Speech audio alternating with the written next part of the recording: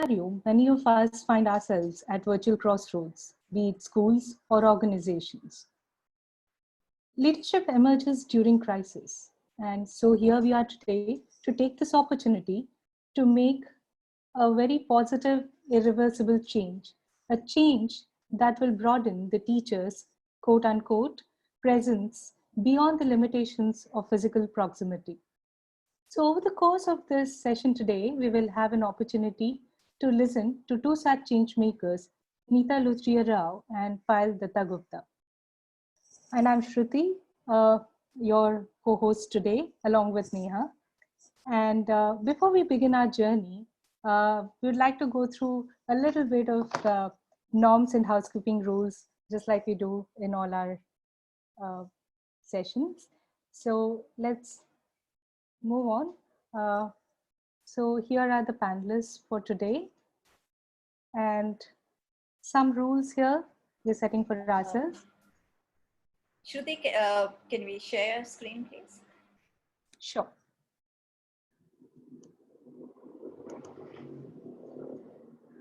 Hope you're able to see this.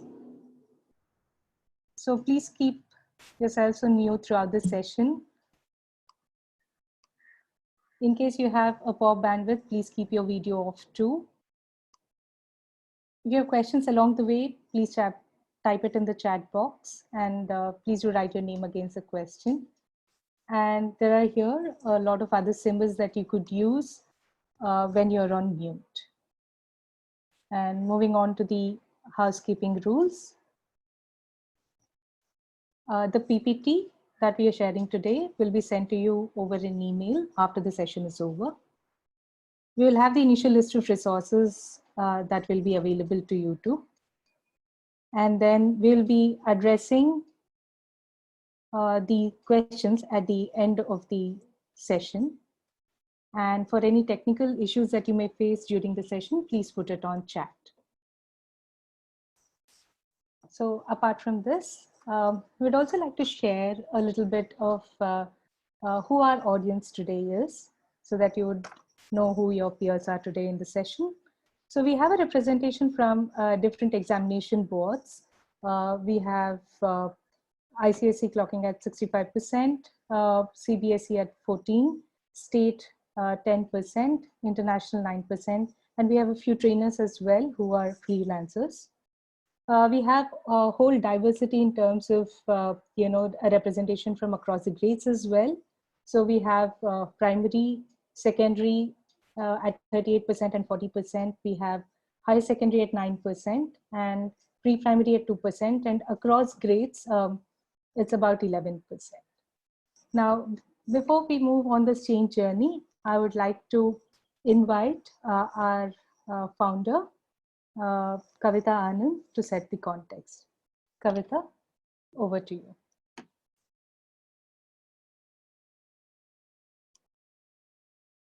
So a big welcome to everybody. We've got a full house and we've been oversubscribed. So that's been really quite an interesting situation. We've had to double this session and still say no to people.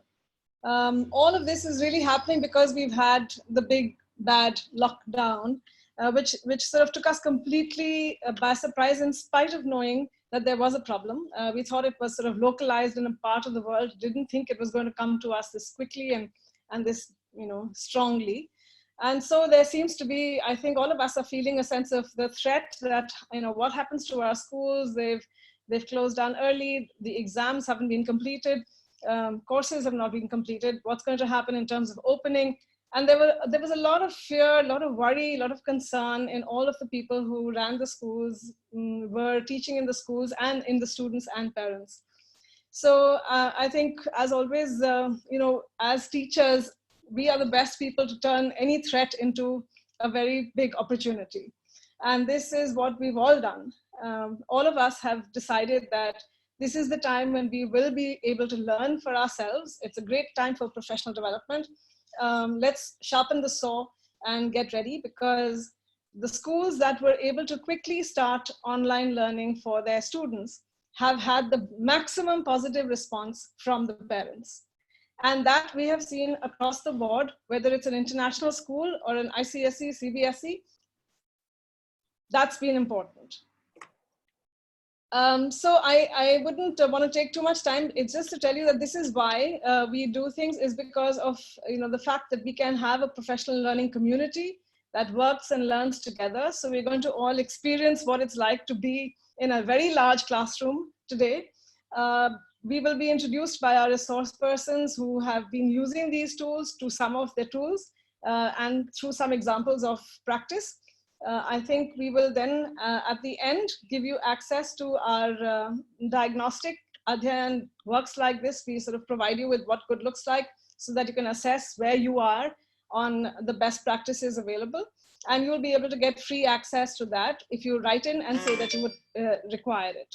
So these are all the offerings that we have for you. Have a great session today. I'm looking much and I'm going to hand over back to our co-hosts for today. Thank you, Kavita. And before we move on to our first session, I'd like to introduce our first panelist and change maker, Neeta Lutriero, a little about her before I hand over the session to her. So Neeta, in her educational career, has been a primary school teacher. She's taught Spanish. She's been a CAS coordinator for the IBDP program and was in charge of the IBDP program at BIS and now heads the primary. She's a senior assessor with Adhyayan and has led the tech for teachers workshop with Adhyayan. And to speak about Neeta, she's a passionate educator whose educational philosophy can be just summed up in 2 words: child first. So over to you, Neeta, for the next 35 minutes. All the way, guys.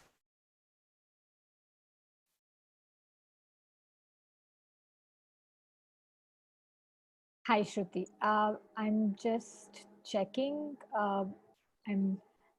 Yeah, here we go. Sorry about that.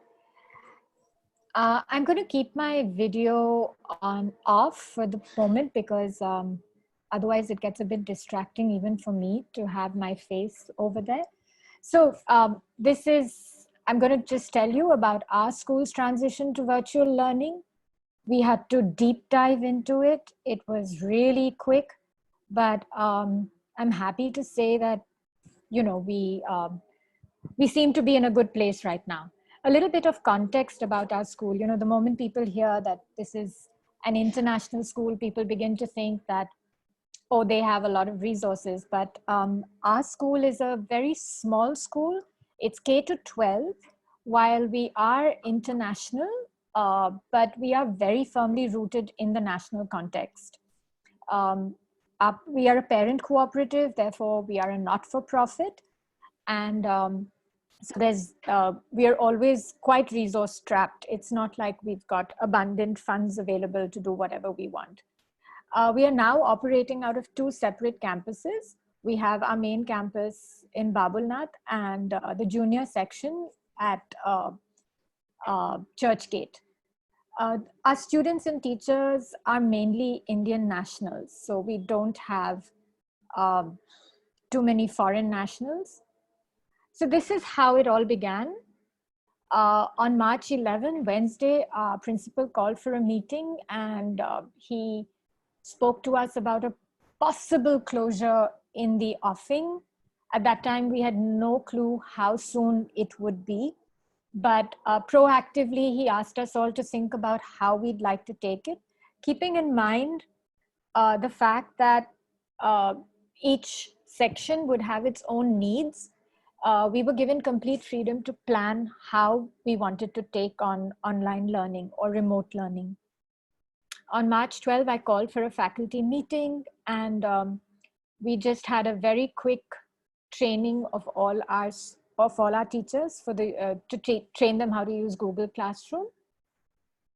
And on March 13, it was decided that we were going to close, that this was going to be our last day at school. So all the prep had to be done immediately. And we just did a very quick training in Zoom for all our teachers. And even the Zoom training was done via Zoom online. Um, as a leader, I had to take many different decisions about my section. So the first one was that which platform to use. There are so many available. Um, our middle school onwards, they use something called ManageBack. So the middle school onwards decided to stick with that. We use a platform called Toddle, but that at that point didn't have any facility for students to post work or teachers to post work to students. So we decided to go with Google Classroom. Um, we had to decide whether we wanted to do synchronous or asynchronous learning. Now that means, do we want to replicate school where teachers are just teaching real time only in a virtual classroom, or did we want to have sessions that could be done at the student's own pace, at the student's own time? Because my section is, I'm dealing mainly with young children. We weren't very sure how our children would adapt to Zoom lessons. We've got children as young as 4 years old, and we didn't want to either put the burden on the students or the parents to adapt to this technology so quickly. And at that time, we were really not very sure how long the closure would be for. The principal had, in his communication, just announced a week of closing. So we just decided that we'll stick with the asynchronous method. The other question that we had in mind was, would it be scheduled or would it be free flowing? My thoughts, along with my team, were that, we want this to be as easy for parents as possible. So we created a schedule for parents to follow so that they did not have to think about how to keep their kids occupied. But as things started getting more tight and parents were getting more tense, and this closure seemed to be longer, we got feedback from parents that it was very difficult for them to stick to a strict schedule, or even sometimes do everything that was on the schedule. So we assured them that this was an option that they could use, and they could adapt according to their convenience. The next question was how much work to assign. Now, it's very difficult to balance the amount of work given to children uh, uh, because some kids just finish everything so quickly, and some children, for them it really takes time. So there's really no Goldilocks amount. Again, we told parents, let them do as much as they can. There would be no pressure from school to complete everything. We did advise parents to make sure that they do at least a few of the more important tasks every day, just to keep some semblance of normalcy. One of the biggest concerns we had was about equity and access. We have children from different socioeconomic backgrounds, and we didn't know, and even in homes where devices were available, we weren't sure.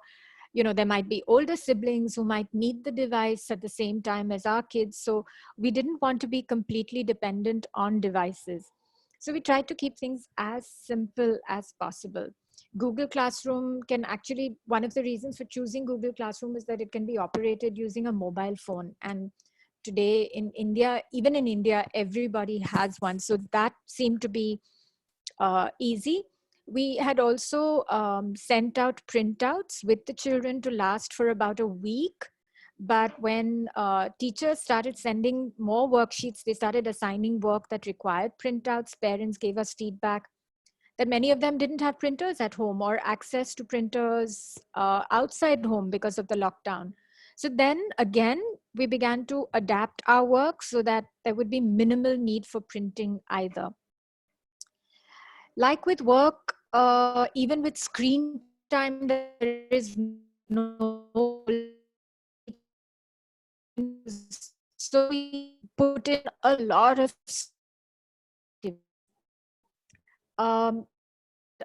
regarding the curriculum. Now, this was something that I had very clear views on, parents cannot become the child's teachers. They cannot do the job that teachers do. And it's not fair on them to expect that. So we decided that no new content would be taught to the younger grades, especially for language and math. Grades 3 and up, as students become more independent, teachers are now beginning to introduce some new content through flipped lessons or through synchronous learning. So we have a blended model now where there is some synchronous learning as well. So what does like different grades? I'm just going to show you a kindergarten schedule. This is what our Google Classroom looks like for kindergarten.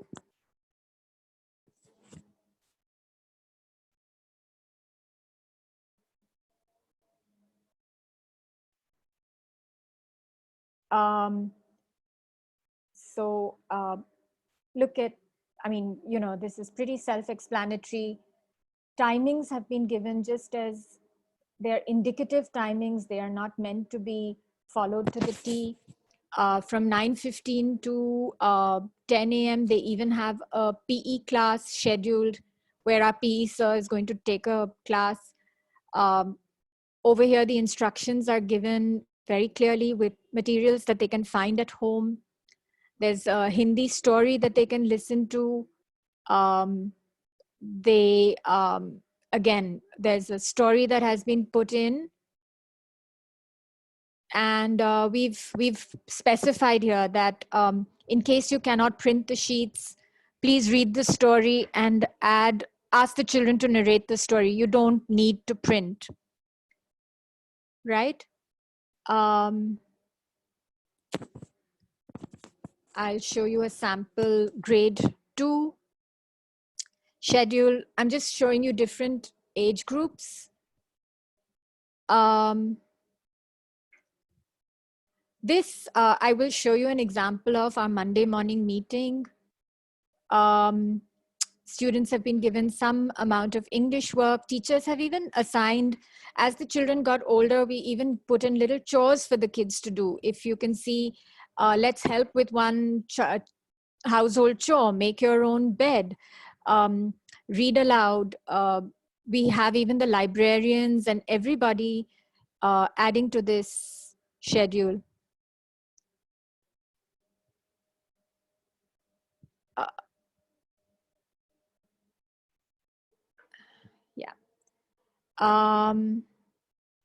This is what grade 2 looks like.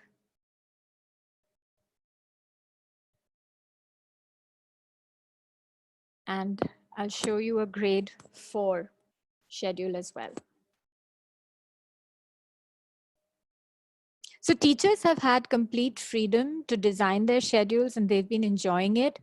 So again, over here, the teachers have created the schedule for the week. This is sent to parents in advance so that they can plan for it, because today parents are really stretched for time. Again, there's some amount of household chores and everything put into the, there are certain activities that happen every day, like a little bit of English, a little bit of math. And the teachers have started having Zoom calls with the kids so that they can connect with them. So this is what the schedules look like. I will show you a few examples of the classes as well.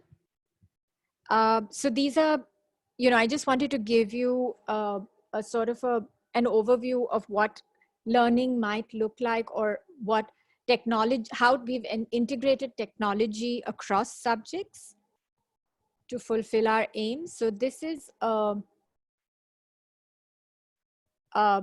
simple Google Doc. So when you assign something like this on Google Classrooms, every child can get a copy and they can either type directly on this, or they can write in their notebook and send a photograph to the teacher.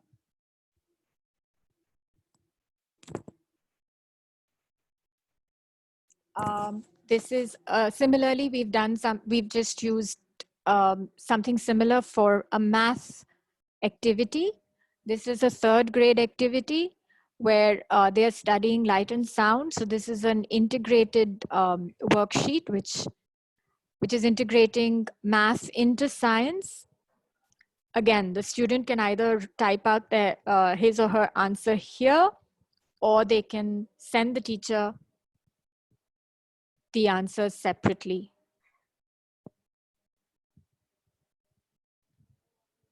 Here's something that a teacher created for science.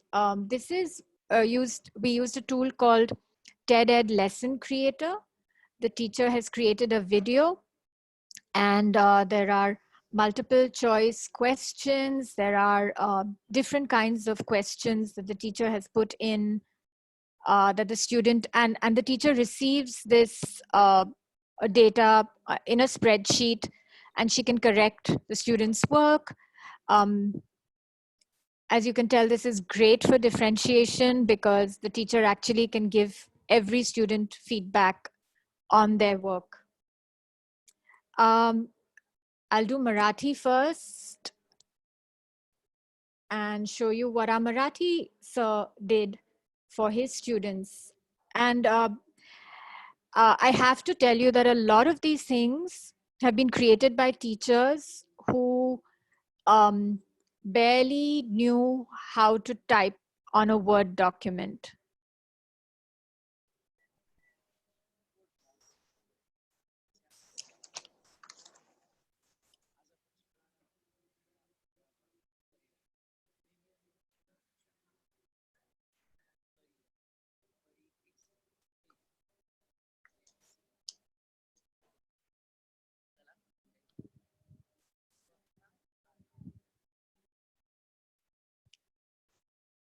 So because we're running short of time, I won't spend too much time. Um, uh, our other extracurricular teachers have also not, they've risen to the challenge beautifully. This is something that has been created by our art teacher for the students. She posts these sketch notes and gets them to make their own sketch notes every day, and that's really keeping them engaged.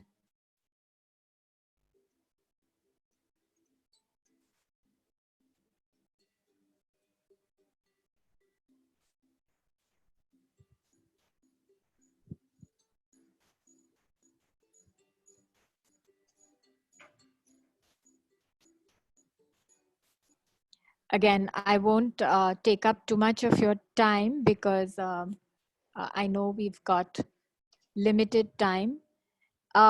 Here's what our physical education sir did.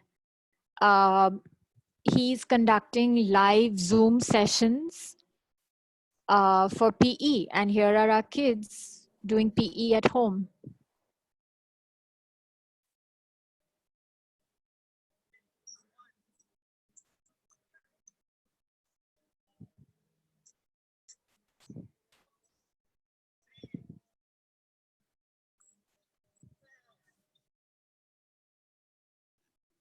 I can't even tell you how much fun this is for the kids. They are so enjoying having their teachers, you know, uh, uh, do this for them. It's absolutely amazing. They're really enthusiastic. Some other innovative uses of technology that I wanted to just quickly share with you. This was supposed, one of our class assemblies got cancelled. Well, several of our class assemblies got cancelled as a result of closure. And we have this custom called open mic, which is, every kid gets a chance to recite a poem or a piece for the school. And instead of losing heart and saying, look, we can't have our assembly, we asked the children to post their videos on this tool that we used called Flipgrid. So everybody could do this at their own time and share their videos. with the class.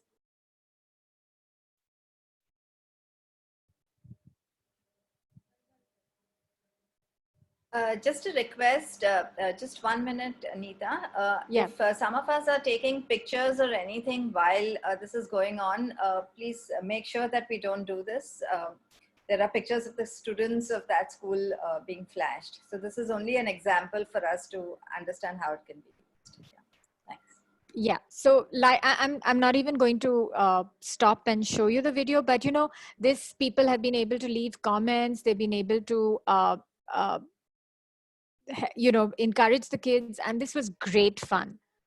Um, this was so I have this assembly every Monday morning with the whole of junior school, and I was really trying to figure out how I could connect with them, because during this assembly I usually take up some topic that it's basically a great way to connect with the students of my school, as well as you know, we normally pick up some little topic that we can discuss together.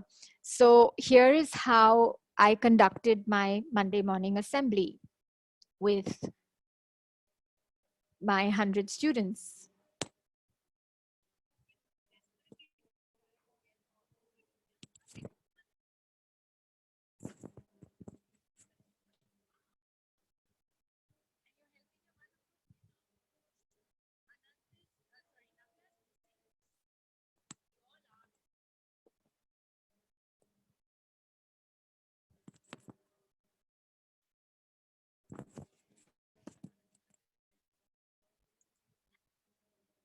So I got a chance to get, you know, the kids and I did this again yesterday. It is going so well. The children love connecting, not just with me. Or, um, I think they can love connecting with each other. They just love the fact that we can still get together and continue certain traditions of the school. We start this Monday morning meeting with a 5-minute meditation as a school, and we did that. It was beautiful. You know, I was giving them instructions from my living room, meditating with them. It was really wonderful. Um, social emotional learning also, we've continued our you know, the teacher who does what we call life skills posts various activities. Students post their reflections on Flipgrid, the same tool that I showed you earlier. And here I've used Padlet. This was something, you know, I wanted the kids, this was an active, something that I'd seen on Instagram. Someone had posted that, uh, you know, they want to know what's in our hearts during this time. So here, I started with what's in my heart. I showed them this during my Monday morning meeting, and I told them that here's a sketch note that I've drawn about what's going on in my heart. And I asked them to post their hearts on my Padlet. And this is, they keep coming in. I've had some come in today as well. It's really beautiful because the kids can see each other's work. They can share comments. As far, you know, it's really great because we've been able to do a lot of differentiated work as well. We've not let that stop. Our special ed team reaches out to students individually. They are having Zoom calls with students who are struggling. Our counseling team is working with students who might be having issues. You know, two of our families lost, two of our children lost their grandfathers, not to coronavirus, but to old age. And it was a really difficult time for the families. So our counselors stepped in, had sessions with the kids. On Google Classroom, you can even post differentiated worksheets for students without others coming to know. So it's been great. We've been able to give the gifted and talented enriching work. We've been able to give the students who need tasks to be scaffolded further their own set of work. So it's really been working very well. In fact, in some ways, it's even working better. Of course, there were a whole lot of challenges. Teachers, students, and parents, and even leaders are all at different levels of comfort with technology. Like I mentioned, there were some teachers, even till today, who I get onto calls, and I'm literally telling them, okay, you see that button on the top right hand corner, okay, press that, click on that. And they really need that kind of guidance. But and some are so quick to pick up, they're producing new, they're really excited and they're doing innovative things. Sometimes then parents are even saying that, look, hey, stop using so many different tools because we can't cope. Some parents are finding that difficult. So it's a hard balance. Access to devices is a big problem, because even though a lot of our students come from fairly well-to-do homes, still they're, it's either parents don't want them to have that much screen time, or they may want they may have older kids, or they may have their own work. So we've had situations like that where parents are saying, please don't give so much screen work. Feedback from parents sometimes can be quite conflicting. Like I mentioned earlier, some are very happy to have lots of work, some aren't. But on the whole, the feedback has been great. So here on the screen, you can see some feedback by this is actually two different parents, but I don't need to read it out to you, but this is from parents. And we collected this feedback very soon so that we could recalibrate if required, and we continue to elicit feedback from parents. That's really important because things are changing so rapidly every day. This is feedback from one of our teachers who who was not very comfortable at all with tech, and today she's using so many different tech tools. But the best is this feedback from one of our students. I mean, this for us is the most amazing feedback, where the children are saying thank you, and that they understand our difficulties. It's really beautiful receiving such feedback from kids.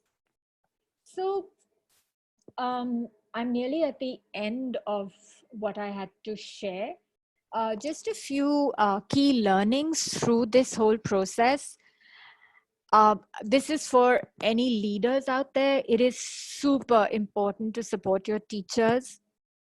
I know that, you have to recognize that some people need more help than others, but be patient, be calm, and don't assume that everybody will be at the same level of competence.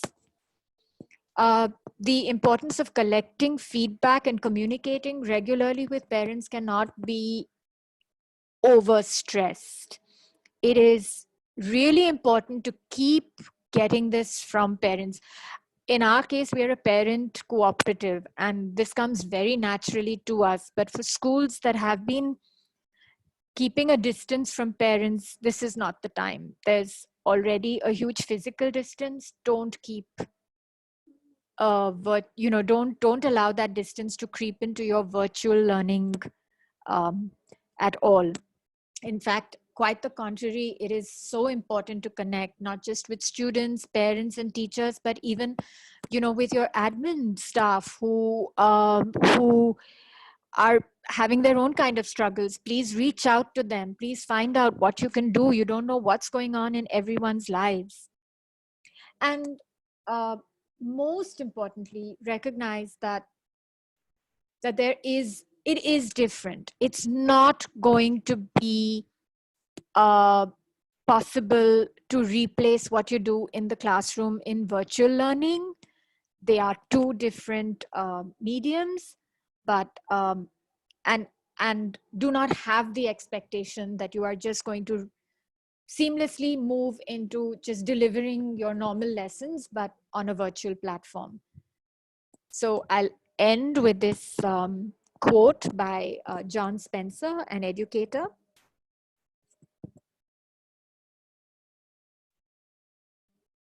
And whenever you're done, over to Shruti.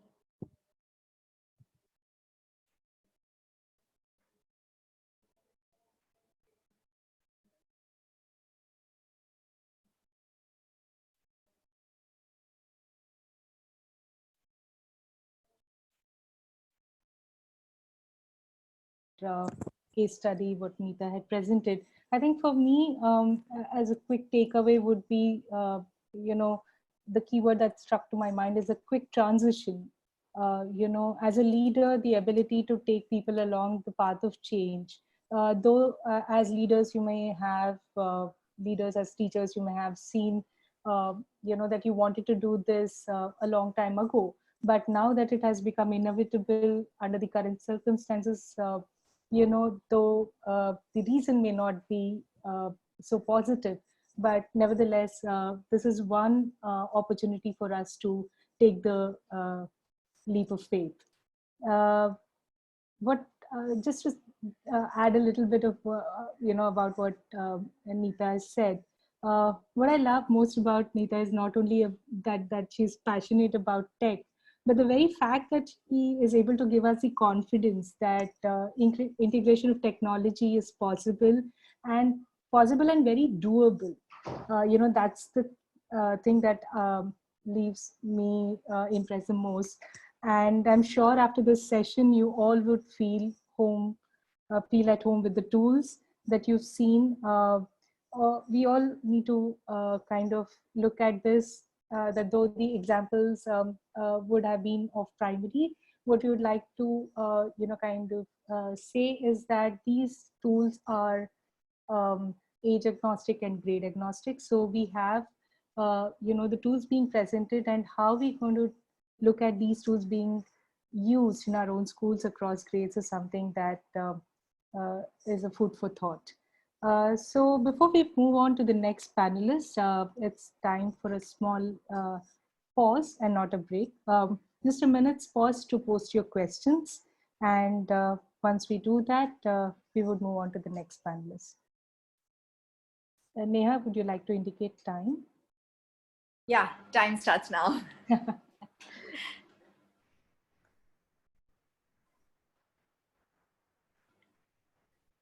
You can open the chat box and put your questions there.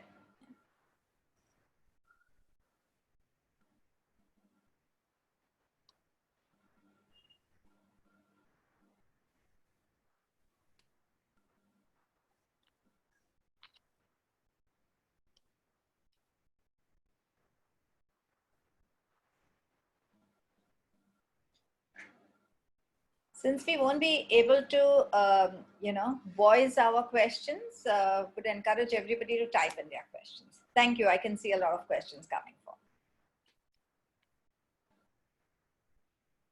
We're all getting used to the virtual world. Yeah.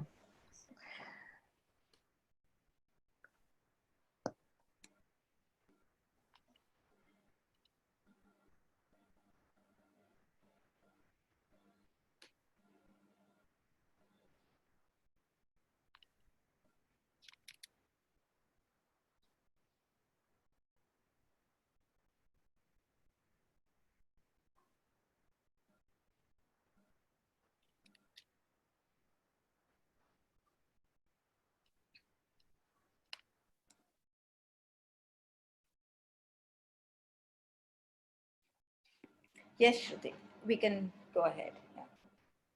Our time for questions is done. Thanks. Done. Great. So we move on to the next panelist now.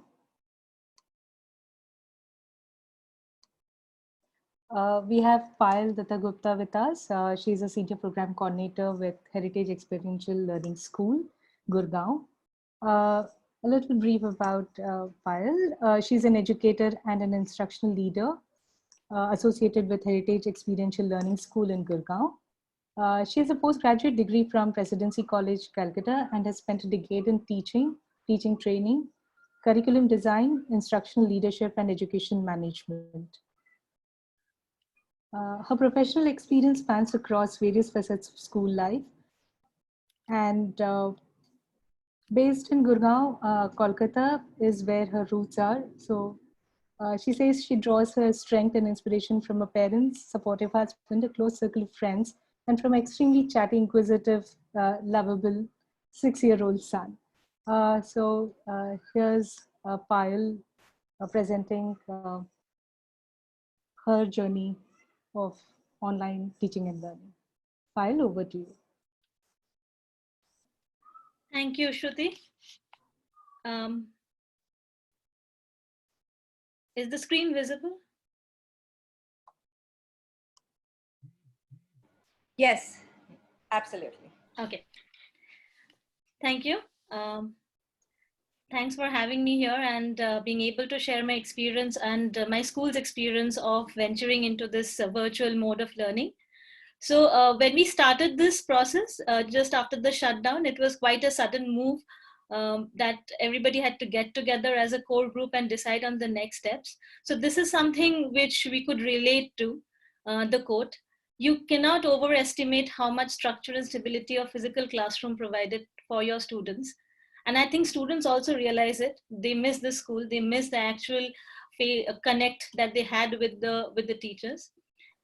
But the word of advice that we gave to our students is keep it simple and be patient as you venture into online learning. Norms and structures have never mattered more.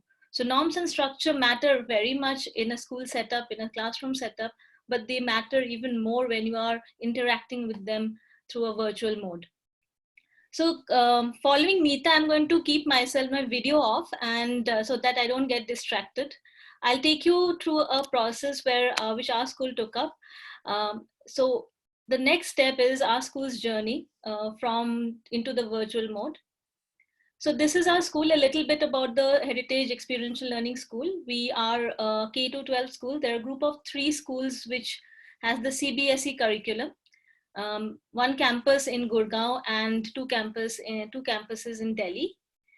We've recently opened the new international campus in Gurgaon, which has the PYP, CAIE, and IBDP curriculum. That's a little bit about the journey of the school here. Some of the strategic decisions which had to be taken to move into we call it the VLP Virtual Learning Program. It started actually a couple of years back, about 5 years back, when we took a call to look at various blended learning models that are there and the best practices that are there in the industry.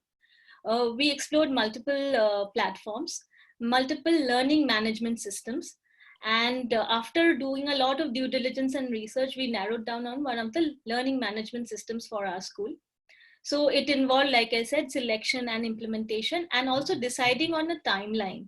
Basically, just not selection of a learning management system, but it also involves a proper project plan because it involves training of the staff, training of teachers, training of leaders, training of the students and parents.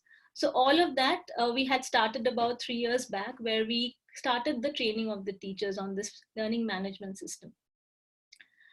It was a graded plan where we started with the senior school teachers, then we went to the middle school teachers, and also then to the junior program teachers. It involved training, building lesson plans on this learning management system, selecting the appropriate resources, embedding it, putting it in a sequence so that it is visible to the students, creating a repository of resources for the teachers. It also meant that through the learning management system, there had to be a proper way of communicating with the students as well as the parents. So we also have an app which the parents can see on their mobile devices. And definitely part of this journey also means that constantly sharing the success story with parents and teacher teams to keep the motivation going, because everybody is at a very differential level of grasping the use of this virtual mode of learning.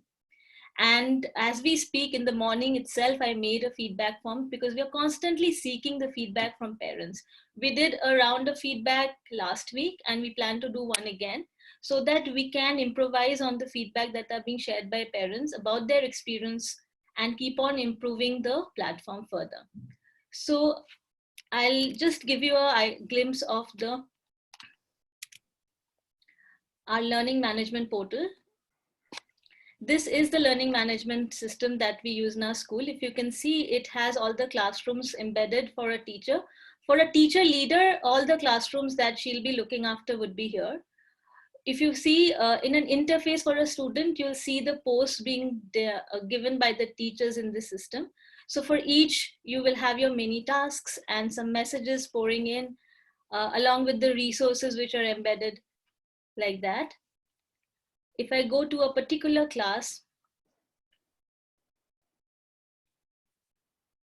this is how it looks like. So this is the platform which gives the teacher the opportunity to interact and share the schedule, syllabus, and put messages with the assignments embedded. You can see the assignment here.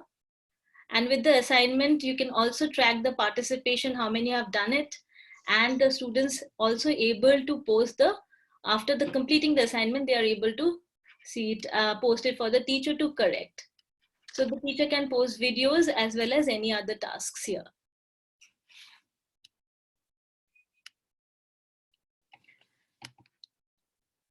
So while designing the virtual learning program, a major question that we had to think through even for senior grades is to decide about the amount of synchronous and asynchronous time to be given during a lesson. Synchronous, as this diagram shows, it's about the time when both the teachers and the students are together at the same time, which could either be face-to-face sessions, or it could also mean that within that time there could be some offline tasks, but it is essentially happening at the same time. Asynchronous would mean that you are not together at the same point of time. It could be through tasks which are assigned, which can be taken up by the students offline or apart from the face-to-face time. So while designing this program, we had to consciously design a schedule for the day which built in sufficient synchronous as well as asynchronous time, because it is important that they also spend some time doing their own tasks, which is be it a pre-reading or be it a task after closing the class or closing the face-to-face time. These are some of the snapshots. If you see, so as the lockdown happened, our teachers had to be trained quickly in order to start using the video conferencing tool. So let me clarify, they were used to using the learning management system, but along with the learning management system, you have to also start using a video conferencing tool. We decided on using Google Hangout as a video conferencing tool and embed the link of the Google Hangout or the invite through the learning management system. So for a student, the only point of contact with the teacher is through the LMS. However, these are the sessions where you can see the teacher using Google Hangout to do the face-to-face synchronous lesson. These have been some of our teacher experiences which we have captured and shared it with the parents, and this is some of our posts from day to day as to how students are doing, and teachers are also experiencing the use of the video conferencing tools.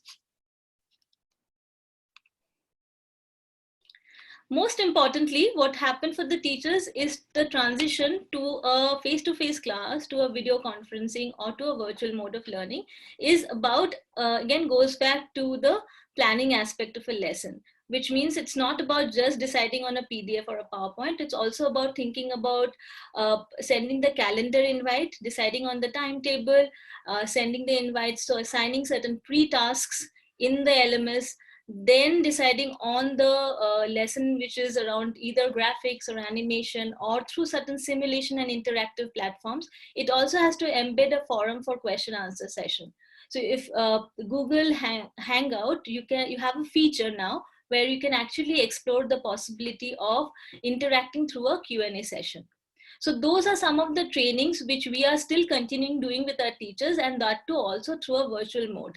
So we have aligned several teacher training sessions to equip them to look at the new features that are coming up and which they can be using in their classrooms actively. So the last step is, of course, in a lesson is to design a certain assessment or assignment where we can use either Google Forms or other tools like Kahoot or Edpuzzle. So while deciding on the virtual program, we stick by our core guiding principles of relationship, relevance, and rigor. So it's very important in a virtual scenario when there is a lockdown and the students are under a lot of stress with the IB exams being cancelled, and they are they are stressed out. So we ensure that there is a regular check-in which stems from the aspect of relationship. Doing a FaceTime, trying to understand how they are keeping, what is their morale, giving them just some time in the beginning of every class to do a quick check-in of how everybody is, to be able to keep that mode of communication going with the students. Building a relevance is to bring the context of how the scenario is for all of us, for them as well, and trying to build elements of that in the lesson as well. And definitely for senior school and for every aspect of school, there is an aspect of rigor which has to be factored during the lesson plan, and that is done by designing the lesson with proper questions, techniques, collaborative exercises, as well as assessment at the end. So we cover these three, we always design lessons keeping these three core principles in mind. So just to take you through a quick glimpse of some of the sessions which have been captured on Google Hangout while exploring is, like I said, the 3 steps of planning a lesson. If you see, it starts with the check-in, where to know how everybody is doing, they share their experiences of how they are feeling under a lockdown, whether this is more work, they have too many assignments to close, reinforcing the norms. Then, of course, moving and setting the learning objectives clearly for the session. How much time is there? What are we going to cover by then? What are their expectations from the session?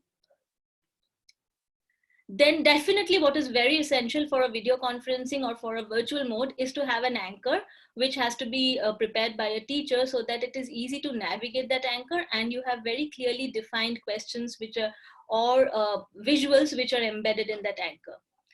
Another important point is whether it is a 1 hour or a 1.5 hour class, we realize that it's very difficult to keep attention for so long, and that too when you are interacting virtually. So every lesson has to be chunked for every 15-20 minutes. Then definitely with the chunking of the content, there has to be sufficient time built into the lesson for checking for understanding, which can be done through questions, as well as giving sufficient collaborative learning space, giving time for class discussions, reinforcing the norms. It's the same set of norms which apply here, but also building in those structures so that they can talk to each other. They can also bring in and ask the questions which can be taken up and facilitated by the educator. Just a glimpse of a tool that we use very often in our classrooms, where teachers are very equipped to use that, is this is the Padlet link, which can be a great collaborative tool. Neeta also showed a Padlet link here. You see high school students sharing their responses on the Padlet. It could be on the basis of any kind of guiding question. So that is one. Another, of course, for formative tasks, we use Google Forms, as well as we use Kahoot and Edpuzzle and other tools, SurveyMonkey. There are multiple tools that can be used. This is a sample of creating an assessment, which can be timed, and you can collect the responses, and you can also share the responses with the students. It gives you an analytics about how the class is done on each learning target, which can be shared with the students. So here, this is one sample of it.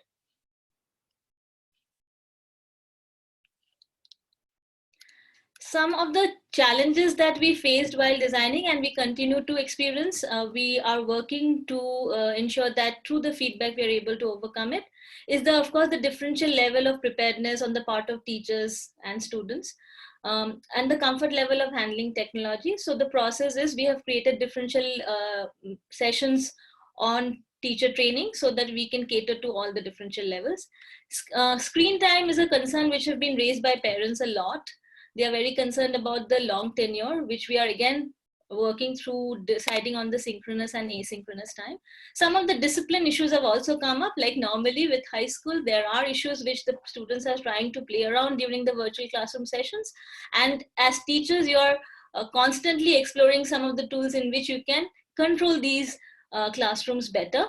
And of course, the multiplicity of platforms. So we have taken a call to stick to the learning management system as the only platform to interact. So sometimes for students also, as well as parents, it becomes very difficult to manage multiple platforms of communication from the school.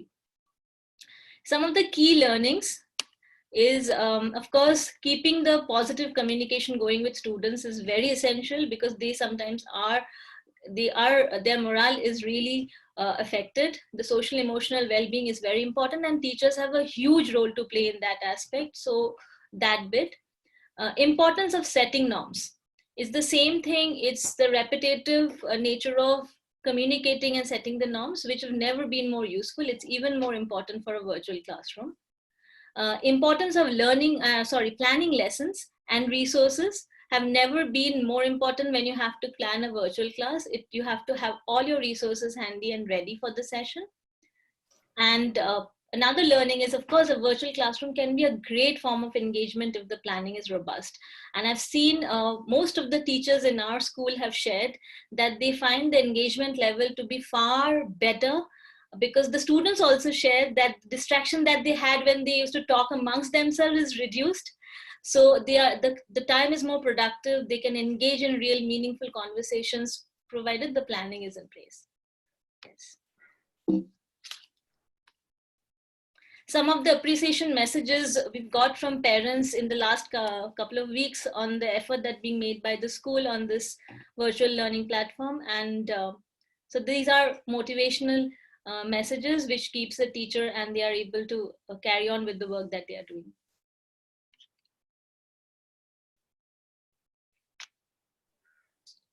So with that, I come to an end of the experience that I had to share from Heritage Experiential Learning School. The teachers are continuing to do that. It's an uphill task, but everybody is quite geared up, and there's a lot of energy in the team. So we are very hopeful that we'll be able to make good progress in this. Thank you. Over to you, Shruti. Thank you, Payal, for that, and thank you for bringing out those very critical aspects of strategic decisions. The planning aspect. I think we all. Sorry for my voice. I think we all acknowledge here that it's just not about technology. It's not just about tools, but it's a complete mix of technology, tools, and the leadership. At all levels. In the school that fuels this online journey.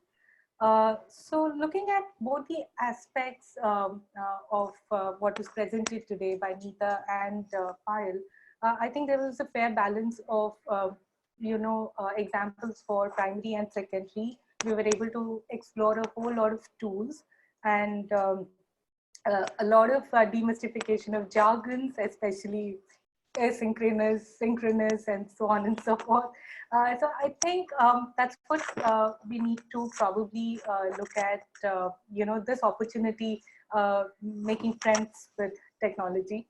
And I think that their examples were very, realistic. They've tried and tested these in their schools. They've been able to kind of look at this entire platform. And I think the key takeaway for me from both the sessions has been the quick transition of how they've been able to move from a traditional platform to an online one. And also, most importantly, looking at taking along all the stakeholders together. So this is just not just the responsibility of a school, but then how does the different elements of a school ecosystem, comes together to, make this journey happen and sustainable. So maybe we are looking at a, future where this might not just be a knee-jerk response to what the current scenario is, but hopefully schools and leadership and management do realize that the importance of a blended learning system is something that could be a long-term strategy for the school. And thank you, both of you, for being here and sharing your school's journey. So it's time for question again. So I'll have my screen up for with a question mark. We would have 30 more seconds to go to post any additional questions that we would have. And then we will start the question answer session. Neha, over to you. Yes, the questions are pouring in.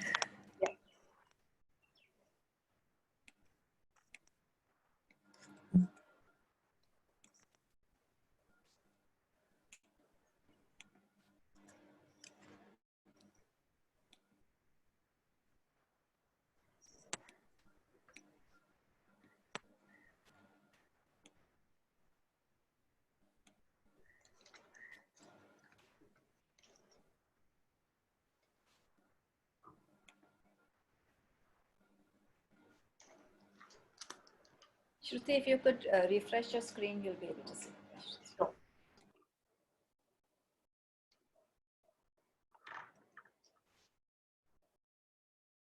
Yeah, so we've had the time for questions, and the questions are on the slide if you want to go ahead with them. Sure. I think there is a bandwidth issue, and yeah, I think the questions are up.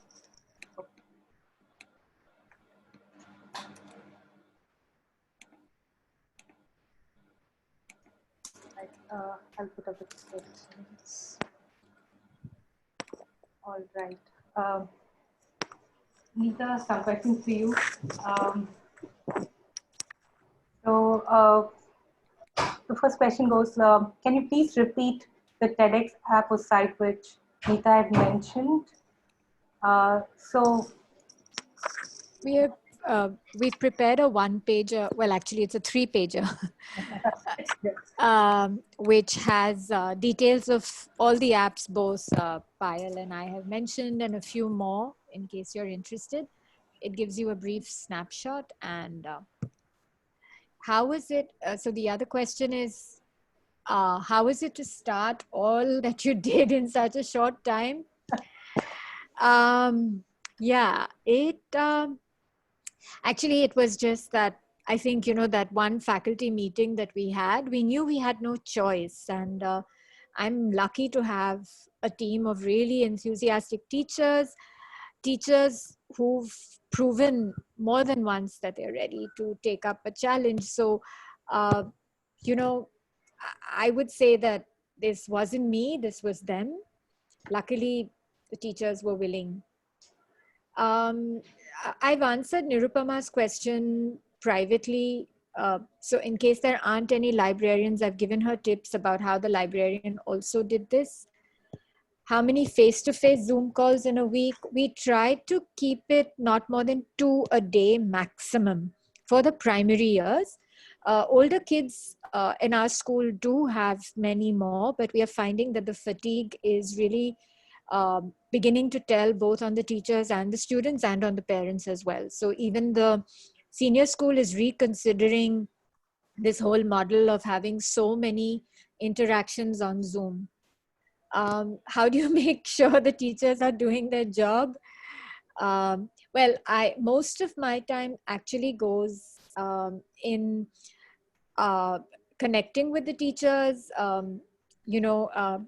offering them support really. I think because they feel so supported, there's a high level of trust also. And we do recognize that, at this time, teachers are not just dealing with school, they have their own set of challenges at home, and we have to be understanding. So this is not a time to be policing them, but it is a time to, take them with you and trust them. Regarding assessment, on Google Classroom, students can submit their work in different forms, and that's how we provide assessments. So a lot of things that we're doing actually, like I showed you that TEDx app, and there are other apps also where you can do a lot of objective kind of questions. So there are tools like Socrative, like Google Forms that Payal showed, that give the students feedback immediately when they answer. The platform that I used for the assembly, well, if you're talking about the class assembly where they were all reciting their poems, that was Flipgrid. Again, it's in that handout that we're going to give you. And for the assembly that I had, I use Zoom, the same app that we're using right now. The technical, how technical stuff like computers can be taught using virtual classroom. So we've devised, coding challenges. We've devised, our teachers are coming up with things that they can do. Really, even, I mean, in fact, the ICT teachers should be the ones leading the way and showing us different ways in which technical stuff can be taught. When a student sends the photograph, how does the teacher correct it and send it back? Well, one very simple way is you can, if it's a JPEG, you can write on it. You can edit JPEGs. So the teacher can put, or she can just send it back with the comment in Google Classroom. There is a space to put in your comments. Great. Thank you, Meeta. And hope we've answered all your questions. But if you have more, we are more than happy to connect with you offline. And just 1 minute. There are questions on the second slide too. I've just seen them. Okay, yeah, sorry. Yeah. So in case if you have more questions for Neeta, we would be happy to, connect offline with you and then take it forward. We have some more questions, and I assume that this is. These are also for me. Yeah. There are a mix of questions which Neeta, Pooja, as well as Payal could be able to answer. Yeah, that's right. Okay. So let me know, should I answer these or do you want someone else to answer these? So you could go ahead, Neeta, and I think after you, probably if Payal or Pooja have points to add in, they could do so. Sure. Yeah. So what is different about Flipgrid and Padlet as opposed to Google Classroom or Seesaw?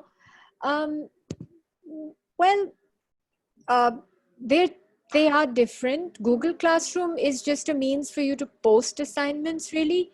Flipgrid and Padlet allow you to be more collaborative. You can see each other's work. Seesaw, again, unless you share it with the entire class and people have the patience to go through everybody's feed, it will be difficult.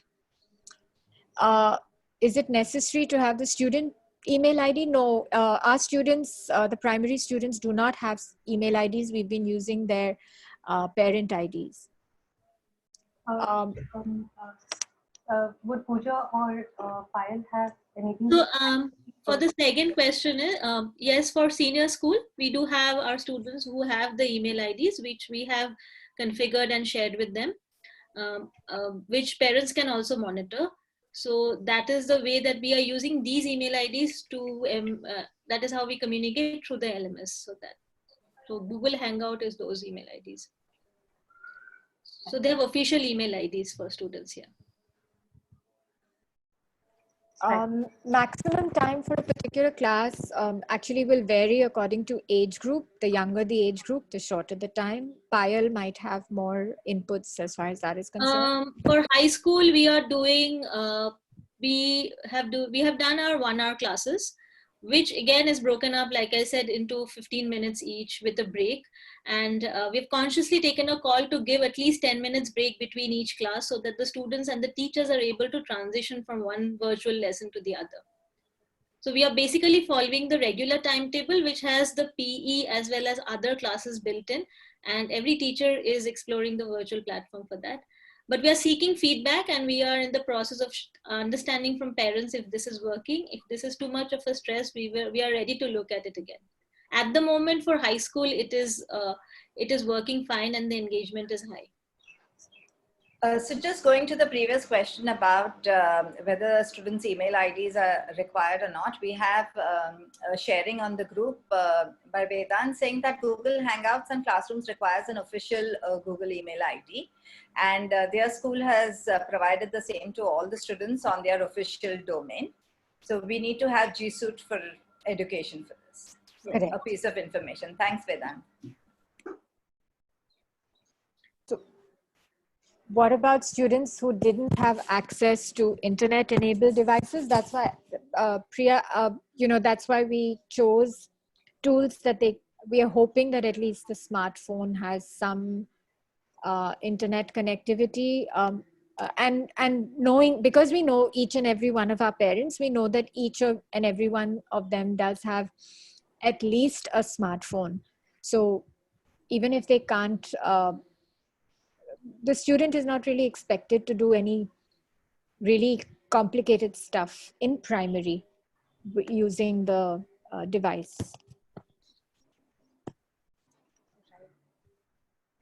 Payal, do you want to add to that?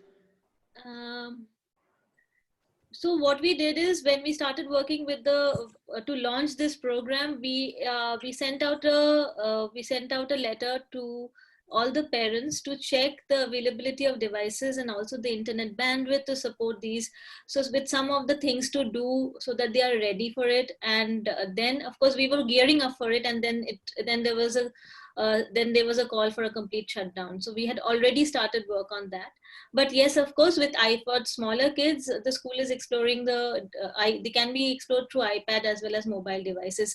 Our LMS there's a parent app which can be accessed through a handheld mobile device. Thanks, Payal, for that. We do have a little bit more time to take the other questions, I guess. So I can take the next one: how to deal with parents who are not using technology or not cooperating. So what we've done is, we know that there will be differential level at which parents are. In our communication, we've also asked the parents to kind of understand the process through students, because they are very quick to get a hang of these things. And moreover, it's quite, we've also sent out guidelines, step-by-step guidelines of navigating through the process. sure. So I think the other question about how do you make sure that teachers are doing their job was already answered by Neeta. So I'll skip that question. You said it's better online at times. In what way do you think it's better? I think this is what Neeta had mentioned during the session. I had mentioned it, but even Payal said exactly the same thing. We both said, in my view, sometimes, it's just so nice to be able to connect one-on-one sometimes with kids. The fact that we can differentiate so much more meaningfully, that people are getting the time to focus on that one student or a smaller group of students. Payal? Yeah, definitely. So I'm also actively involved in taking one class apart from the other responsibilities. And I can see the amount of engagement and the amount of coverage which I make in an online 1 hour class versus an actual face-to-face is much higher. Because like I said, with high school students, you have to spend a lot of time just taking care of the distraction which they have amongst themselves, which is reduced. So there's just a check-in in the beginning, and a constant motivation that as a teacher you trust them that they are going to be engaged, and also building in those assessments after every 15-20 minutes to do a quick check-in that keeps them constantly on the task. So the engagement is far higher. In fact, one of the lower performing kids in my class, when I took this assessment, she scored the highest, which you can see the amount of engagement that person is showing. So I think definitely. the other advantage of virtual learning is that it's self-paced. So the students have the opportunity to learn at however long they wish to. They can plan the day the way they like. Also, they can take longer to finish a task versus what happens in a regular school days. They're moving on from one class to another.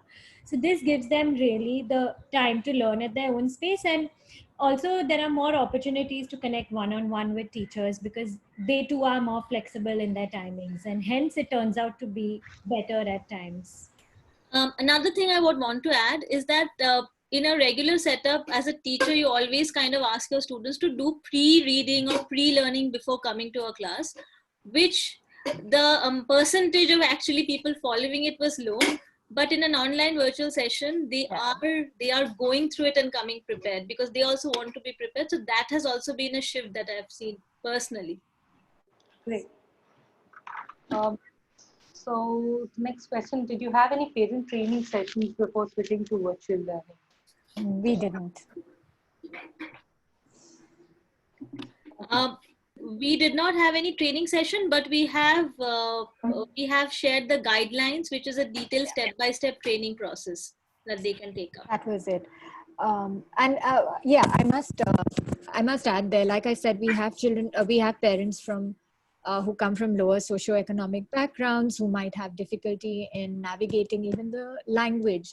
So we have this system at our school of having buddy parents for these parents. So those parents took it upon themselves to guide the parents who were struggling with technology. I reached out to every class parent. We have these 2 class mums or class parents per grade. And I said, please assist people who are struggling. This is the time that you need to do that. And lines of communication were open. So they could reach out to teachers if they were struggling. They could reach out to other parents. It's a very strong community. So That's it. Sure. Thanks, Nika. And I think the next question is for you. Think we have been giving assignments in school. However, as Nika mentioned, one feedback that I have from parents is about screen time. How do we reduce the screen time? So, like I said, our activities, you saw our schedule that, not everything requires screen time at all. We throw in a lot of other stuff to alleviate the need for screen time. Right. Does the classroom size matter in virtual learning? I think it would. You would have to break it up. If you are doing, so it wouldn't matter if you're just posting assignments like we are, but the Zoom call.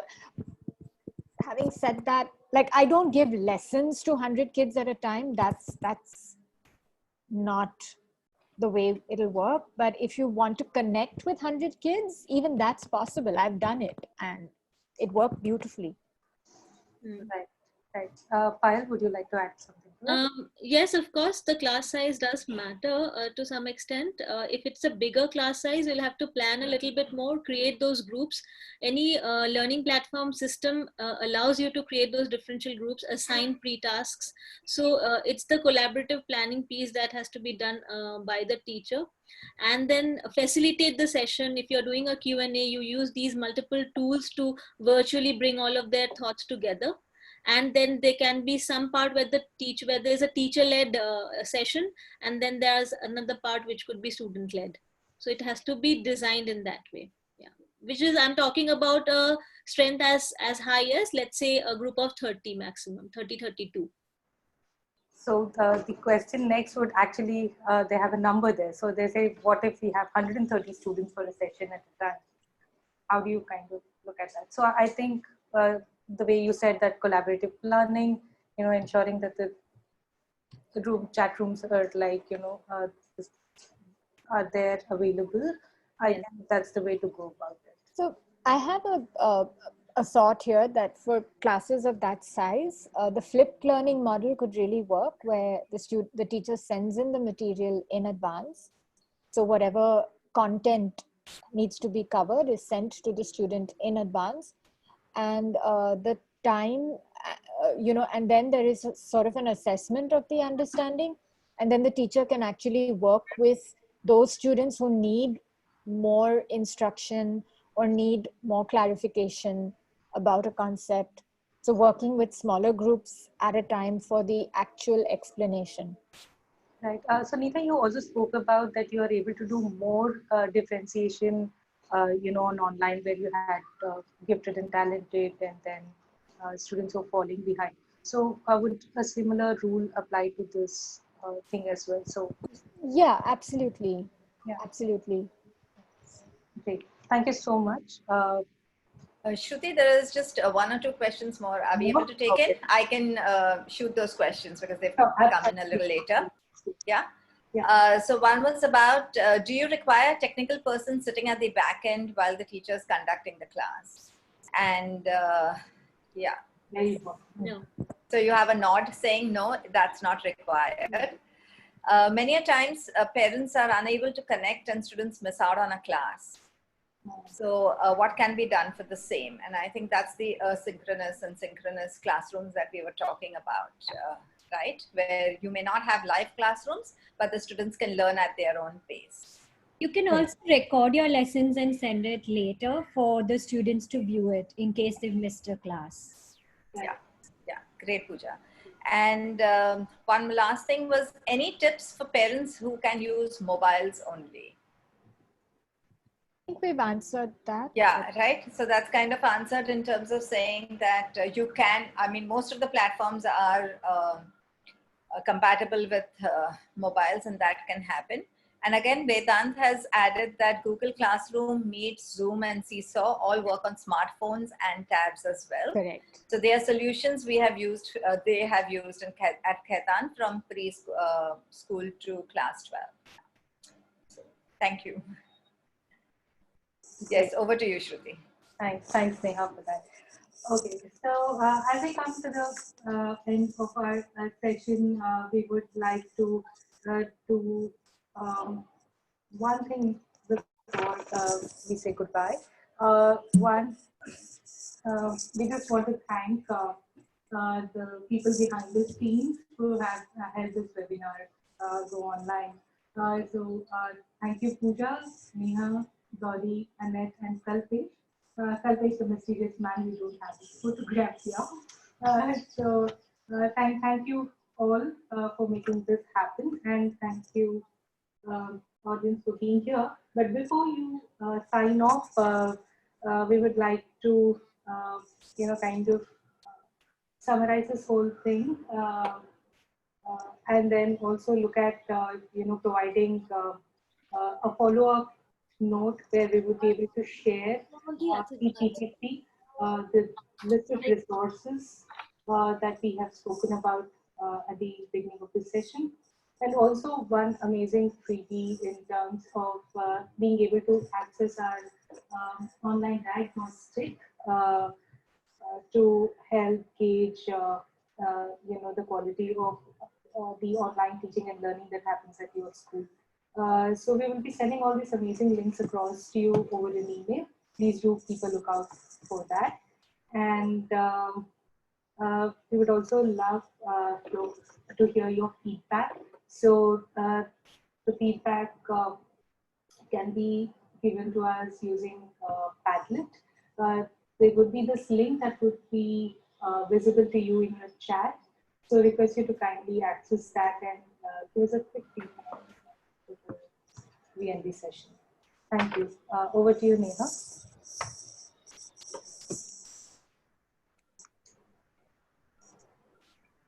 Yes.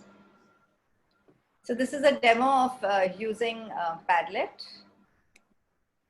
So as you put in your feedback, let us all have a view of how this works.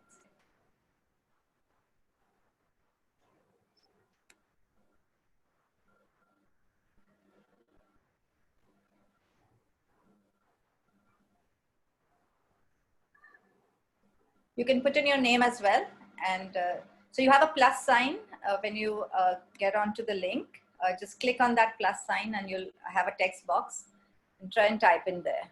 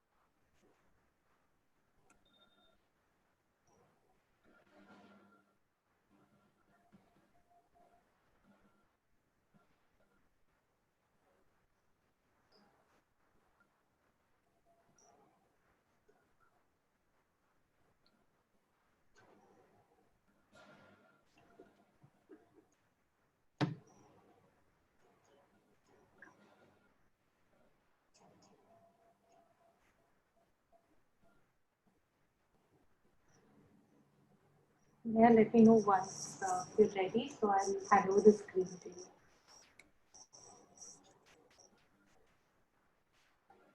I've been sharing the feedback screen. You've been able to see that, right? Maybe the screen's not got refreshed for me. I'll try it again.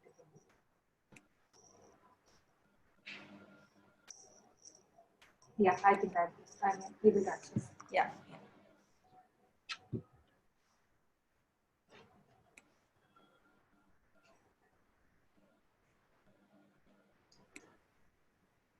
So the Padlet is one thing that both Neeta and Pal spoke about in terms of one was used for a wellness task and the other was for an assessment. So this is the way you could use it for various things, you know, and it's very simple to use and very easy to make as well.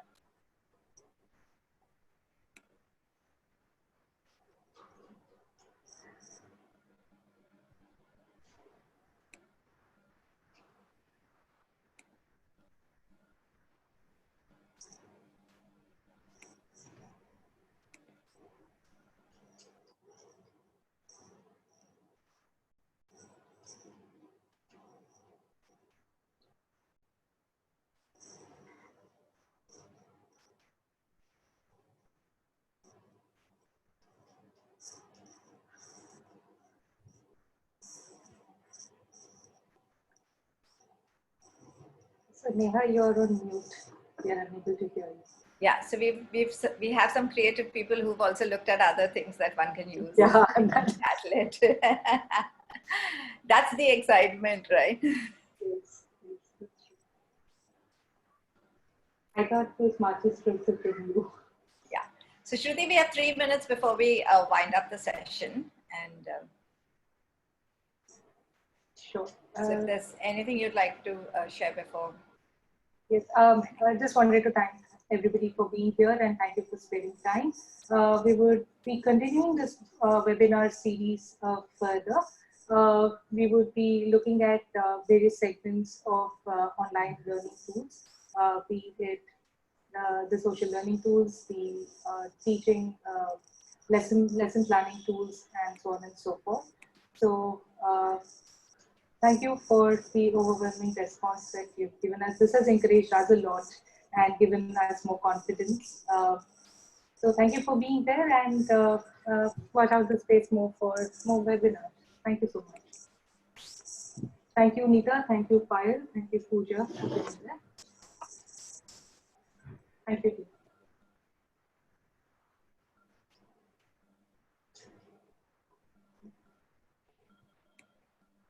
So we have more feedback coming in.